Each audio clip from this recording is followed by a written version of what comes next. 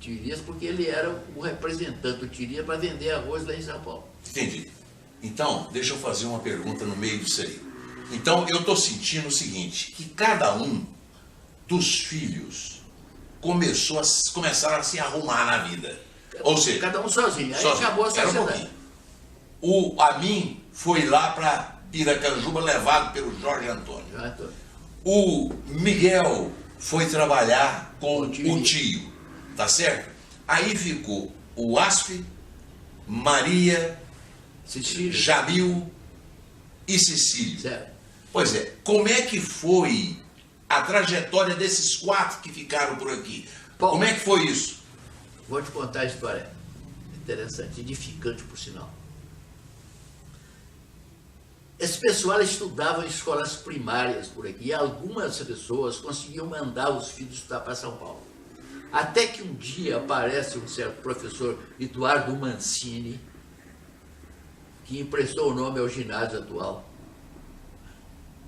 e falou para os, vamos dizer, usar o termo, os árabes, que se chamavam de turcos, juntou o pessoal, falou, escuta pessoal, vocês fazem um esforço tremendo para mandar os filhos seus estudar em São Paulo. Por que vocês não se reúnem? Trazem os professores de São Paulo e montam uma escola para os seus filhos aqui. Falei, mas como? Quem é que vai fazer isso? Falei, eu faço. Desde que vocês me deem autorização e me ajudem, eu vou lá e convoco os professores. E de fato isso foi em 1932. 1932. 32 tinha 7 anos. Nessa época, quem me alfabetizou foi o Asf. O Asf não só me alfabetizou, como alfabetizou o Davi e o Cecílio. E dentro de casa, porque meu pai mandou o Asf ensiná-los a nós a ler e escrever. Mas o Eduardo Mancini foi para São Paulo e conseguiu contratar lá um grupo de professores. E trouxe para cá, e ele conseguiu, não sei, um esforço pessoal, um reconhecimento temporário, provisório, de um ginásio para a cidade. Esse ginásio chegou a ter mais de 100 alunos. Chamava-se Ginásio Municipal de Ipameri. Ginásio Municipal de Ipameri. E ele, professor Mancini, é quem administrava, e a mulher dele, a mulher do professor Eduardo Mancini, começou a dar pensão para os meninos que viessem de fora. Tanto que você encontrava aqui nesse ginásio municipal de Ipameri, gente vinha de Formosa, de Planaltina, de Campo Alegre, de Vianópolis, todo lugar, de Pires do Rio, vinha estudar no ginásio municipal. E quem é que dava comida? Mulher do professor Eduardo Mancini, que montou a pensão para dar comida para esse pessoal. Esse colégio, esse ginásio, uma época, era o único ginásio no estado de Goiás, com exceção ao Liceu de Goiás Velho. Tinha um Liceu de Goiás Velho que era muito distante para o pessoal ali, e uma escola de freiras em Bonfim. Essa escola de freiras aceitava só estudantes do curso feminino, porque era um colégio de freiras. Agora, o único que existia aqui no estado de Goiás que aceitava estudantes de fora, de toda essa região, Formosa, Planaltina, Campo Alegre, etc., era um ginásio municipal de Ipameri, fundado pelo professor Eduardo Mancini. Qual foi? O primeiro diretor chamava-se Baltazar Ribeiro Proença. Certo. Que eu acredito que seja avô dessa moça que trabalha, essa Proença. Avô ou bisavô dessa coisa. Pois é, eu quero saber o seguinte, então. Qual foi a influência desse ginásio na sua formação, na formação do Asf, da Maria e do Murchete? Esse ginásio foi responsável pela formação de uma imensa quantidade de pessoas. Várias pessoas estudaram até o 5º ano, porque não foi só o ginásio. Porque tinha, concomitante com o ginásio, existiam já estudantes que já tinham alcançado um nível mais elevado e que não podia, por exemplo, a Catarina e a Rafa, que já eram de mais idade, já tinham recebido aulas lá em São Paulo, em Araguari, por aí afora, não podiam começar no admissão de novo. Então, esse ginásio deu aso à formação de um curso chamado curso de madureza. Esse curso de madureza ensinava o curso ginasial tudo compensado em 2 anos. A pessoa estudava durante 2 anos e ia fazer o exame numa cidade satélite em São Paulo, outro lugar qualquer, que fazia o exame de madureza. Então juntava esse pessoal e ia fazer madureza fora. Mas o ginásio era quem dava aula, e começou desde o ASF, começou hoje, fez a admissão, começou no primeiro ano ginasial. Eu comecei no primeiro ano primário.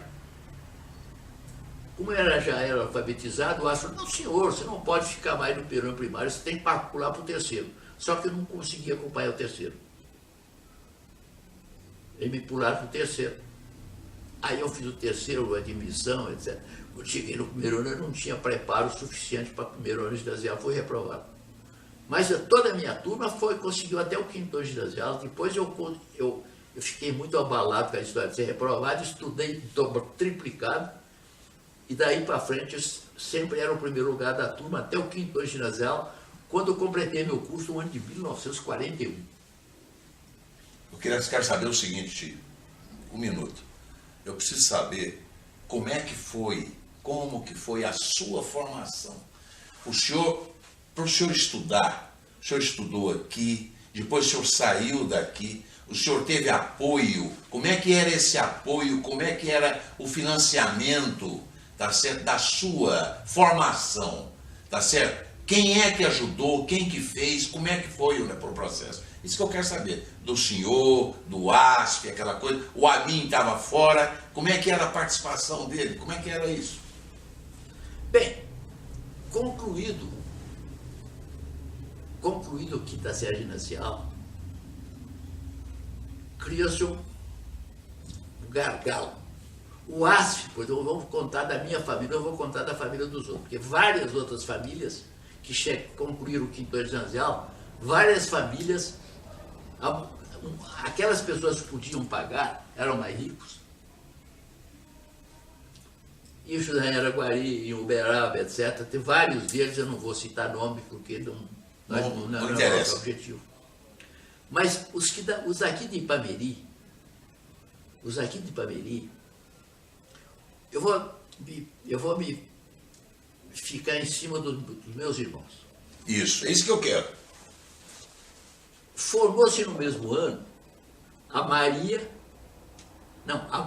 não foi do ginásio. A Maria depois, eu não posso te dizer, fez um curso normal, porque paralelamente ao curso de ginásio havia um curso normal que era para formar professoras. Ela fez o curso normal. Mas o Cecílio e o ASF concluíram o 5º ano ginasial. Não tenho informação certa do Davi, que era primo e que fazia parte do grupo. Esse eu não tenho certeza se chegou a fazer o 5º ano ginasial. Mas o ASF e o Cecílio com certeza fizeram. O ASF, depois que concluiu o 5º ano ginasial, o Amin falou, você deve estudar. Falei, mas quem vai me sustentar? O Amin falou assim, não, eu te sustento. Isso foi em 1900.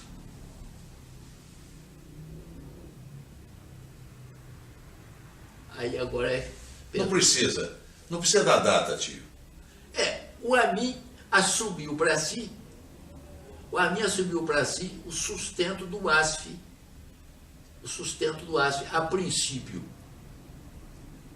A princípio, não sei certo se ele fez o curso pré, porque antigamente não era curso colegial, era pré-médico. Fazia 2 anos de pré-médico e fazia o vestibular. Eu quero crer que o pré-médico do ASF já tenha sido feito no Rio de Janeiro. E o Amin, então, sustentou. O Cecílio não teve quem o sustentasse. Então, ele esteve em Araguari, fazendo o tiro de guerra em Araguari, veio para cá, e daqui, então, estudou datilografia, numa escola de datilografia que existia por aqui, fez concurso para o Banco do Brasil, passou no concurso para o Banco do Brasil e foi ser funcionário do Banco do Brasil.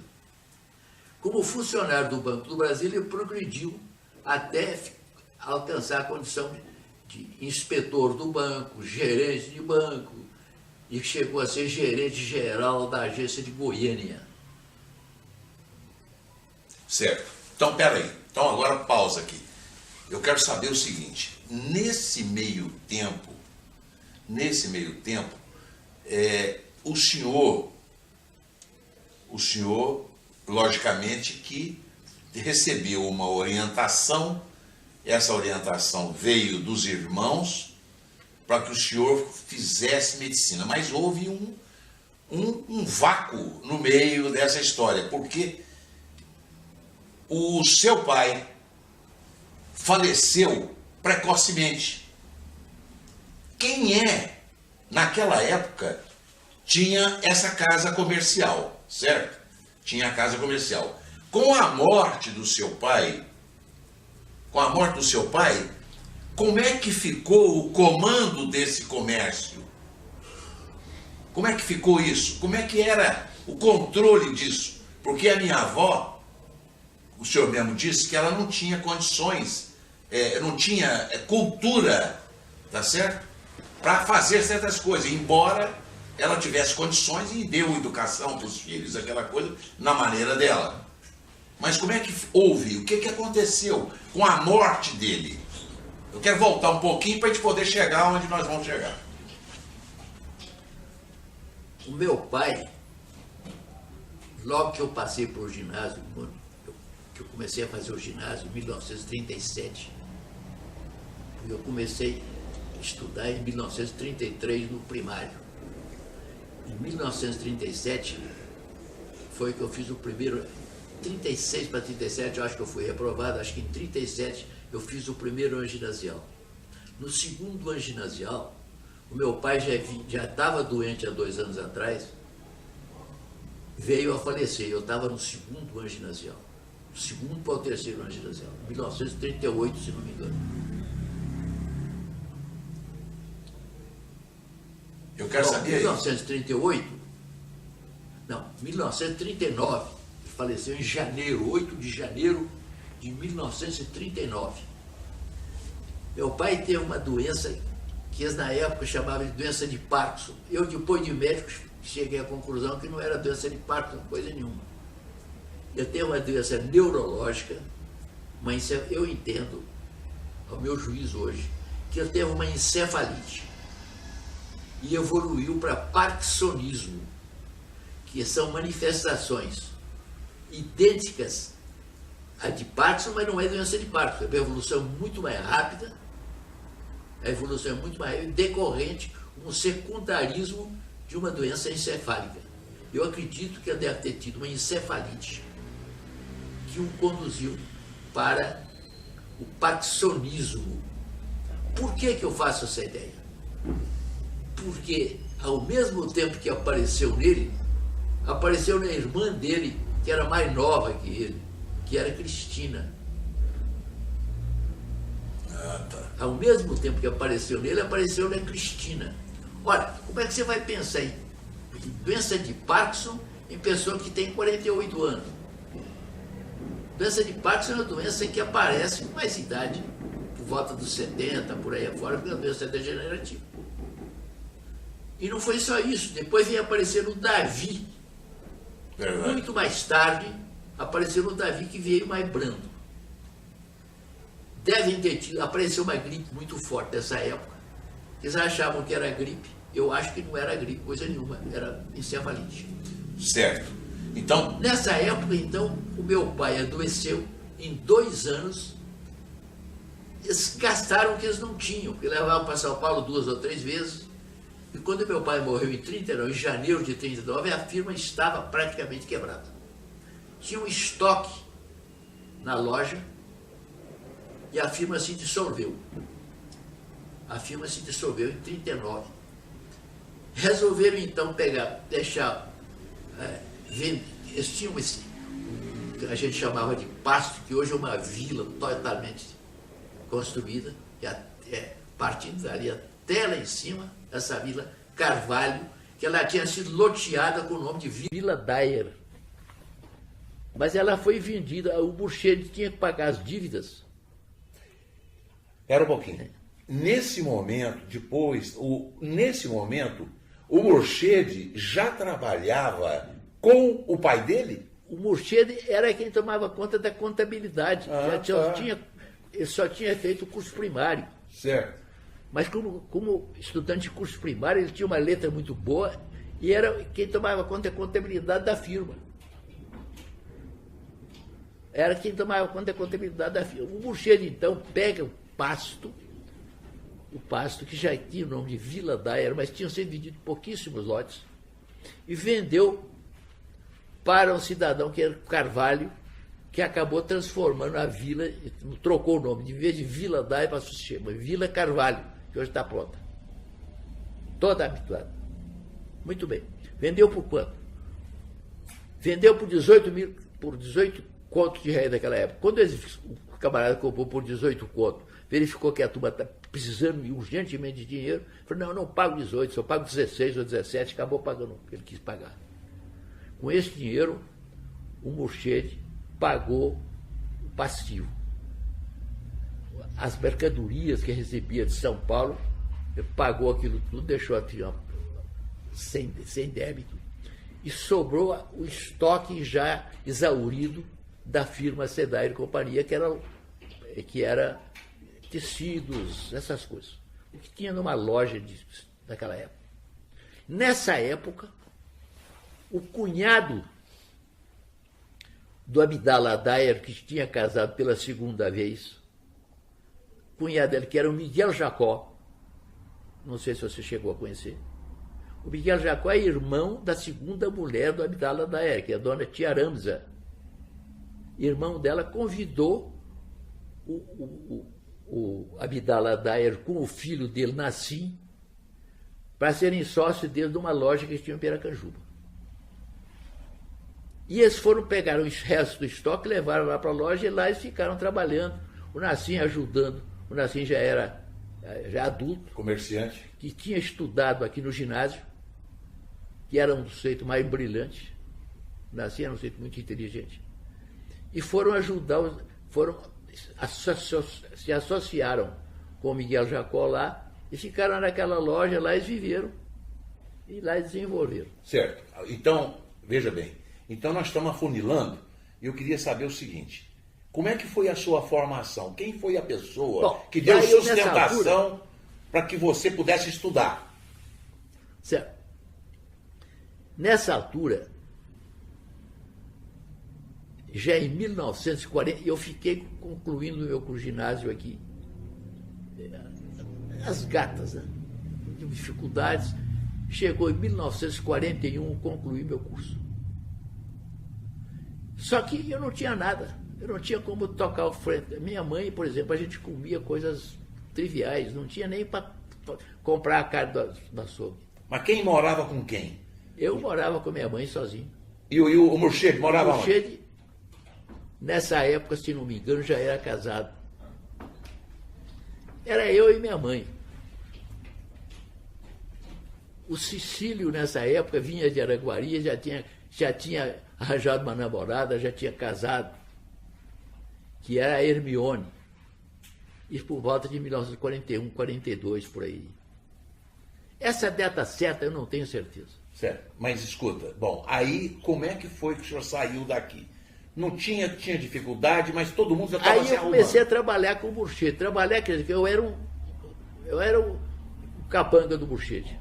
O Burchard queria que o irmão dele fizesse, eu fazia, etc. Isso em 1940. Eu passei um ano sem fazer nada. Quando o Cecílio passou para o banco, fez o concurso do banco e passou, eu comecei, falei, bom, então eu vou fazer o concurso do banco. Eu comecei eu já tinha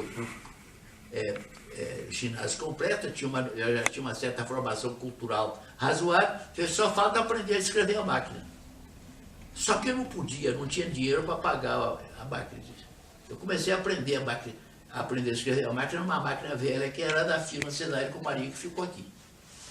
Aí comecei a aprender, etc., mas nesse período